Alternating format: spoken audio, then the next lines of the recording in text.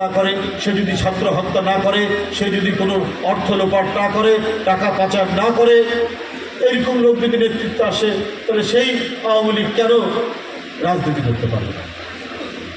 আমার বক্তব্য হচ্ছে, কিন্তু যারা টাকা পাচার করেছে, যারা এই শিশু কিশোর আহনাফ, আবু সাইদ, মুগ্ধ, এদেরকে যারা হত্যা করেছে, তারা তো সবাই তো তাদেরকে আমরা সবাই চিনি, তো তাদের তো বিচার হতে হবে।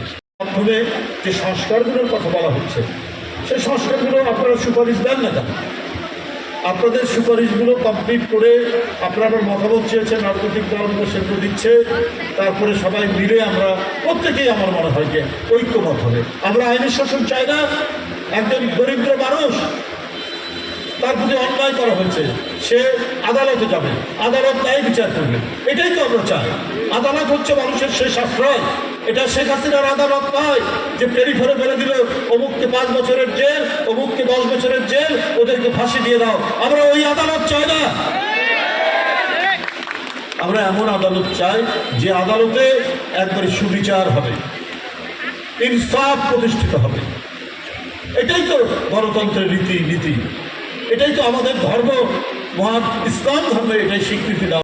আদালতের বাইরে নিজেরা আদালত তৈরি করে, মিডিয়া আদালত তৈরি করে বিএনপিকে অপরাধীর কাঠ করায় দাঁড়ালে ওটা হচ্ছে মিডিয়া ট্রায়াল।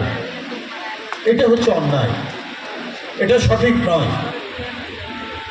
হ্যাঁ, কেউ যদি বিএনপির নামে চাঁদাবাজি করে, দখলদারিত্ব করে, আমাদের সব সংবাদ যে আমাদের আসবে না, মানে আসে না, এটা তো ঠিক।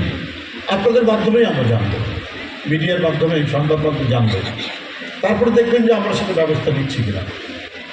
ইতিমধ্যে 2500 থেকে 3000 বিএনপি, যুবদল, ছাত্রদলের নামে যারা বিভিন্ন জায়গায় চাঁদাবাজি করেছে, নানা ধরনের হানাহানির সাথে যুক্ত, এগুলো বহিষ্কার করা হয়েছে।